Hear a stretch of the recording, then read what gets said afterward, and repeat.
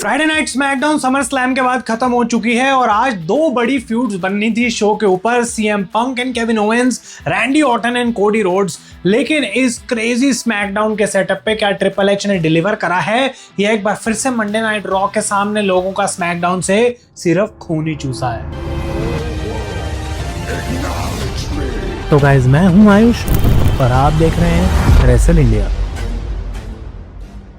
तो भाई ये है आपका आज की फ्राइडे नाइट स्मैकडाउन का रिव्यू। वीडियो को लाइक जरूर कर देना और अपने ओपिनियंस आप दे के जाना नीचे कमेंट्स में, भले इस वीडियो के बाद अगर आपने शो नहीं देखा है, और अगर ऑलरेडी देख लिया तो फटाफट से जाओ और कमेंट कर देना भाई। और इस क्यूआर कोड से हमारा इंस्टाग्राम का कम्युनिटी चैनल भी ज्वाइन कर लेना ताकि वहां पे आप अपडेटेड रह सको हर चीज को लेकर। अब ये शो स्टार्ट करते हैं the American nightmare Cody Rhodes, और कोडी रोड्स आके सीधा कहते हैं रैंडी ऑर्टन को बुलावा देना पड़ेगा, जानना पड़ेगा कि आखिर क्यों मेरा मैच बर्बाद करा तूने समर स्लैम के अंदर। बट वो यहाँ पे बात करते हैं कि किस तरीके से यही वो जगह है जहां पे रेसलमेनिया 40 फिलाडेल्फिया के अंदर कोडी की वो मेमोरीज आ गई वापस उनके पास, क्योंकि आज स्मैकडाउन फिलाडेल्फिया में हो रही थी। और वो ये भी बोलते हैं कि सीएम पंक जो है उनसे वो हार गए, और जैसे सीएम पंक का मेंशन होता है सीएम पंक बाहर आ जाते हैं इंस्टेड ऑफ रैंडी ऑर्टन। तो यहाँ पे कोडी रोड्स का क्वेश्चन सीएम पंक के लिए था कि क्या पंक तेरे को पता था कि रैंडी ऑर्टन आने वाला था वहां पे समर स्लैम में? स्टूपिड क्वेश्चन था ऑनेस्टली अगर बात करें, बिकॉज सीएम पंक को कहां से पता होगा भाई, वो तो खुद बाहर गिरा मरा पड़ा था। लेकिन पंक कहते हैं भाई अगर तेरे को यकीन नहीं है तो मुझे समझ नहीं आ रही, लेकिन मैं अपने खुद मुंह से बोल देता हूं कि मुझे कुछ नहीं पता था, और अगर तू चाहता है कि अभी हम दोनों इकट्ठे हो जाएं और रैंडी ऑर्टन को साथ में जाके मारे तो हम ये भी कर सकते हैं। लेकिन कोडी रोड्स मना कर देते हैं, वो कहते हैं भाई मैं अकेला संभालूंगा रैंडी ऑर्टन को, तो मैं अकेला ही पीटूंगा आज। और यहाँ पे इस पॉइंट के बाद जब कोडी रोड्स जा रहे होते हैं तो सीएम पंक उनको बोलते हैं भाई हमारे बीच में अभी भी अनफिनिश्ड बिजनेस है ऑफ कोर्स, तो जस्ट से व्हेन की कब तेरे को एक और मौका चाहिए। और एकदम से म्यूजिक बज जाता है केविन ओवेंस का। तो ये बहुत कूल मोमेंट थी, बिकॉज कोडी रोड्स और केविन ओवेंस के बीच में जो हिस्ट्री रही है हम जानते हैं किस तरीके से वो सैटरडे नाइट्स मेन इवेंट में डिस्ट्रॉय करा था उन्होंने, पायल ड्राइवर लगाया था कोडी रोड्स के ऊपर, वो पूरी विंग्ड ईगल चैंपियनशिप वाली जो स्टोरी चली थी। तो केविन ओवेंस आते हैं रिंग में इसके बाद face to face finally with CM Punk, और वो बात करते हैं कि कैसे 17 महीने बाद उनका रिटर्न हुआ है फ्राइडे नाइट स्मैकडाउन में। अब वो आ चुके हैं और उन्होंने जब तक वो गायब थे यही सुना था कि शायद सीएम पंक एज अ बंदा बदल चुका है, ये वो पहले वाला फील नहीं है जो अब है, ये तो अच्छा हो गया है, बेटर हो गया है। लेकिन ऐसा केविन ओवेंस को देख के कहीं भी नहीं लगा। केविन ओवेंस कहते हैं तू तो अभी भी बिल्कुल वैसा ही है भाई, तू अपने आप को सेल्फ प्रोक्लेम करता है कि तू बेस्ट इन द वर्ल्ड है। तो सीएम पंक कहते हैं मैं प्रोक्लेम नहीं करता, एक्चुअली मैं उसको बैकअप भी करता हूँ। ये चैंपियनशिप जो अभी मेरे पास है क्लियरली बताती है कि I am the best in the world. और वो इनफैक्ट कहते हैं केविन ओवेंस को कि भाई तू आज जहाँ पे खड़ा है ना, तेरे को भी उतना ही बेनिफिट मिला है मेरे लाउड माउथ होने का, मेरे इस चैंपियनशिप को जीतने का, मेरे बेस्ट इन द वर्ल्ड होने का, कि आज तू यहाँ पे केविन ओवेंस बन के खड़ा है। वो कहते हैं एक पॉइंट पे WWE वाले मुझे स्किनी फैट बोलते थे, और वो केविन ओवेंस की तरफ इशारा करके ये बात कहने की कोशिश करते हैं कि तेरे को क्या लगता है कि इनकी सांस रुकी जा रही है तेरे लिए? ऐसा कुछ भी नहीं है। तो ये क्लियरली एक बड़ी इंसल्ट थी। और सीएम पंक ये भी बोलते हैं उसके बाद केविन ओवेंस को कि अगर मैं नहीं होता तो आज तू 9 to 5 जॉब कर रहा होता और उसके बाद वीकेंड्स पे लड़ रहा होता इंडीज में कुछ और एक्स्ट्रा पैसे कमाने के लिए। और केविन ओवेंस को ऑब्वियसली ये सारी बातें इतनी कोई पसंद नहीं आ रही थी, लेकिन उन्होंने एक बात से अग्री जरूर करा कि किस तरीके से जो है सीएम पंक का कहीं ना कहीं इनपुट रहा है केविन ओवेंस के इस करियर में। लेकिन वो कहते हैं कि अगर पंक तूने मुझे सिखाया है क्या करना है, तो मुझे तूने ये भी बहुत सिखा दिया है कि मुझे क्या नहीं करना है। तूने मुझे सिखाया है कि I can not become a miserable piece of shit like you, because जिस तरीके से तू अपने आप को बेस्ट इन द वर्ल्ड बुला के एक ऐसे पेडेस्टल पे खड़ा कर रखा तूने अपने आप को, जहां पे तेरे को ऐसा लगता है कोई है नहीं, तू अकेला पड़ चुका है, और इस वजह से तू अपने आप को ऐसे समझता है कि तू सबसे बेटर है। तो यहाँ पे धक्का मुक्की हो जाती है केविन ओवेंस और सीएम पंक के बीच में, और उसके बाद ये बोलते हैं भाई क्या करेगा तू, इस बारे में क्या बोलेगा। थोड़ी यहाँ पे लड़ाई होनी स्टार्ट ही होती है कि निक ऑल्डिस अपने चेलों को लेकर रिंग में आ जाते हैं। पूरी सेगमेंट में बाहर ही खड़े थे अपने चेलों को लेकर, लेकिन यहाँ पे केविन ओवेंस और कोडी रोड्स की और सीएम पंक की जो सेगमेंट हमें देखने को मिली, आई थिंक ओके थी भाई, मैं नहीं बोलूंगा मजा आ गया ओ माय गॉड अब क्या होगा। लेकिन इस मैच के ऊपर आते हैं, because this match has actually been made official. 21 अगस्त को फ्राइडे नाइट स्मैकडाउन होने वाली है inside Scotiabank arena in Toronto Canada. मैं एक्चुअली में उस शो को देखने जा रहा हूं, तो आप लोग स्टे ट्यून्ड रहना चैनल पे, वहां से आपको पूरा लाइव अपडेट्स देंगे अरीना से हम। लेकिन यहाँ पे बैक स्टेज केविन ओवेंस ये बात बोल देते हैं निक ऑल्डिस को कि वही लोकेशन है जहां पे मुझे मैच चाहिए।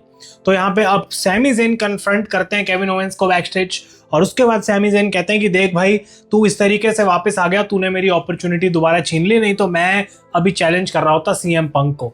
और केविन ओवेंस कहते हैं कि सैमी, अगर मैं इस पोजीशन में हूं तो तू भी यही करता अगर तू इस पोजीशन में होता, जिसके लिए सैमी कहते हैं बात तो तेरी सही है, लेकिन वो कहते हैं कि मैं तेरी मदद कर सकता हूं इस चैंपियनशिप को जीतने में, जिसके लिए केविन ओवेंस ने मना कर दिया। वो कहते हैं सैमी, मुझे तेरी कोई हेल्प नहीं चाहिए।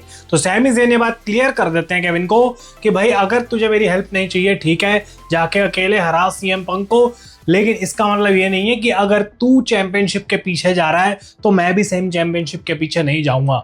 तो इंटरेस्टिंग रहेगा देखना क्या उस मैच में 2 हफ्ते बाद जो होने वाला है वहाँ सैमी ज़ेन की इन्वॉल्वमेंट रहेगी या फिर नहीं। वो भी कैनेडियन है, केविन ओवेंस भी कैनेडियन है, तो मे भी वो चीज़ हमें वहाँ पे देखने को मिल सकती है। लेकिन सीएम पंक ने सैमी ज़ेन को भी कन्फ्रंट करा बैक स्टेज के बाद, जहाँ पे सैमी ज़ेन अपनी फ्रस्ट्रेशन निकाल रहे थे जॉनी गारगानो पे कि मैं अभी जेलस हूँ बिकॉज केविन ओवेंस को मौका मिल गया है सीएम पंक से लड़ने का। और सीएम पंक वहाँ पे आके कह देते हैं सैमी को, भाई देख सीधी सी बात है, तू नाटक मत कर, तेरा हाथ टूटा है, ये है वो है, बिकॉज जब तेरा हाथ सही था तब भी तू मुझसे हारा ही था शिकागो में।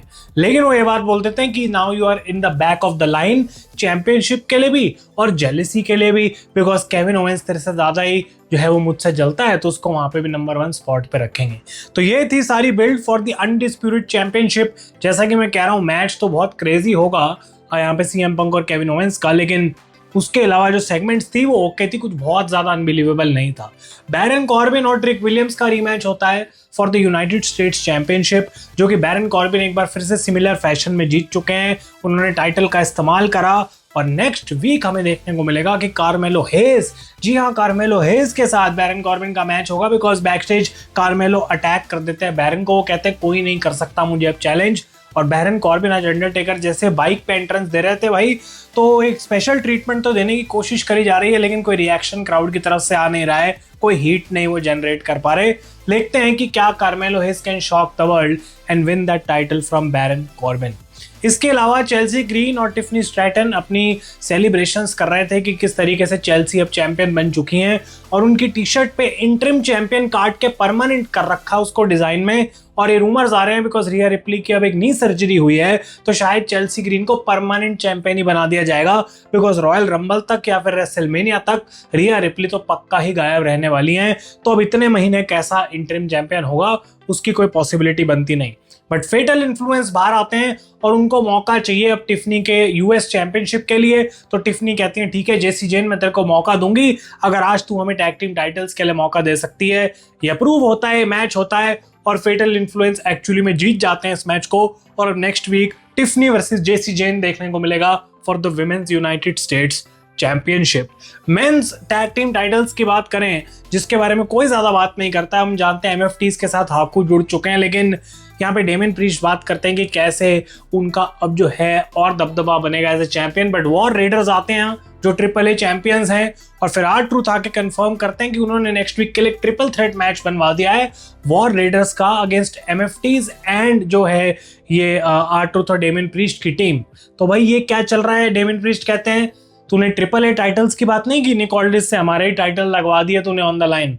तो ये सब ड्रामा चल रहा है भाई, मस्ती चल रही है इनकी, क्या ही बोलेंगे इसके अंदर। लेकिन शार्लेट वर्सेस जेड कारगिल, अब ये मेरी एक प्रॉब्लम है बिकॉज मेन इवेंट की मैं बात अलग से एंड में नहीं कर सकता, इस वीडियो में आपको डिसअपॉइंट नहीं कर सकता हूँ। रैंडी कोडी की सेगमेंट हम एंड में डिस्कस करेंगे, लेकिन Charlotte Flair Jade Cargill was the main event of the show और एलेक्सा ब्लिस का रिटर्न देखने को मिला। और टेटम पैक्सली जो कि फॉर्मर एनएक्सटी वुमेन्स चैंपियन है या फिर करंट है, मैं गलत हो सकता हूँ, मैं एनएक्सटी देखता नहीं हूँ, लेकिन जो है उनका आज यहाँ पे डेब्यू देखने को मिला स्मैकडाउन के ऊपर, और उन्होंने ज्वाइन कर लिया एलेक्सा को और उसके बाद शार्लेट फ्लेयर को, और टेक आउट करा है मीचिन, बीफैप और जेड कारगिल को। आई डोंट नो भाई ट्रिपल एच के दिमाग में क्या चलता है कि जब तुम्हारे पास ये बड़े बड़े स्टार हैं स्मैकडाउन पे, क्यों इस मैच को तुम रखोगे मेन इवेंट में?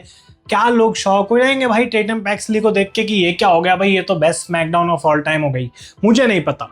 बट रैंडी ऑर्टन रिंग में आए और जैसे ही वो कुछ बोलने वाले थे, कोडी रोड्स का गुस्सा आज इतना हाई था कि वो सीधा आ जाते हैं, और पहले ऐसा हिंट लगता है कि ब्रॉल होगी, लेकिन उसके बाद रैंडी एस्केप कर जाते हैं रिंग से, और फिर निक ऑल्डिस अपने चेलों को बीच में लाके खड़ा कर देते हैं कि कोई चांस ही नहीं देंगे भाई तुम्हें लड़ने का, हर बार बीच में सिक्योरिटी ला के रख देते हैं। तो कोडी रोड्स एक्सप्लेनेशन मांगते हैं यहाँ पे रैंडी ऑर्टन से कि क्यों तूने किया जो किया। और रैंडी कहते हैं तू मुझसे एक्सप्लेनेशन मांग रहा है, तूने मुझे बोला था रेसलमेनिया के टाइम पे कि अपना बेस्ट वर्जन लेके आ, लेकिन मेरे बेस्ट वर्जन में भी मैं तेरे से हार गया। उसके बाद मेरे दिमाग में वॉइसेस चली इन माय हेड कि मेरे को तुझे पंट करना है जितना हार्ड मैं कर सकता हूँ और डिस्ट्रक्शन करनी है। लेकिन वो कहते हैं अब भले ही ये मेरा वर्स्ट वर्जन हो, ये वर्स्ट वर्जन ही चैंपियनशिप जीतेगा दोबारा, और ये वर्स्ट वर्जन जब तक यहाँ पे है मेरा रैंडी ऑर्टन का, तब तक कोडी रोड्स तेरा हाथ दोबारा उस चैंपियनशिप पे कभी नहीं जाएगा। तो कोडी रोड्स कहते हैं भाई कैसी बातें कर रहा है, अब हमारे बीच में कोई चैंपियनशिप जैसी चीज नहीं रह गई है, फर्क नहीं पड़ता मुझे कहाँ पे कौन सी चैंपियनशिप है। और जहां तक वर्स्ट वर्जन की बात है, अगर तेरा वर्स्ट वर्जन है ये, तो मुझे भी अब कोई गुड गाय बने रहने की जरूरत नहीं है, मैं भी तेरे को अपना वर्स्ट वर्जन दिखा सकता हूँ। और वो कहते हैं कि मैं तो इसको इस तरीके से देखता हूँ रैंडी कि पूरी WWE के अंदर तू ही सिर्फ एक लेजेंड रह गया है जो यहाँ पर है। लेकिन सबसे बड़ा क्वेश्चन उसके साथ यही आता है that who is going to kill you, who is going to kill the legend of Randy Orton। तो ये हुआ और उसके बाद रैंडी भी वहां से चले जाते हैं। उन्होंने बहुत बार सोचा, कुछ बोला कि मैं करूं, लेकिन यहाँ पे इसके बाद हमें कुछ देखने को नहीं मिला। तो ओवरऑल मुझे लगता है कि आज स्मैकडाउन के शो में दोनों फ्यूड्स जिनको और काफी हीटेड वे में आगे बढ़ाना चाहिए था, उतनी हीट WWE जनरेट नहीं कर पाए, बट होपफुली आने वाले हफ्तों में ये चीज और बेटर हो सकती है। और मैं आपको जरूर बताऊंगा जब मैं जाऊंगा 2 हफ्ते बाद स्मैकडाउन देखने इन कनाडा, तो किस तरीके का एक्सपीरियंस रहा उसके ऊपर एक अलग से वीडियो हम जरूर बनाएंगे। तब तक के लिए thank you so much for watching. मैं हूं आयुष और आप देख रहे हैं रेसल इंडिया।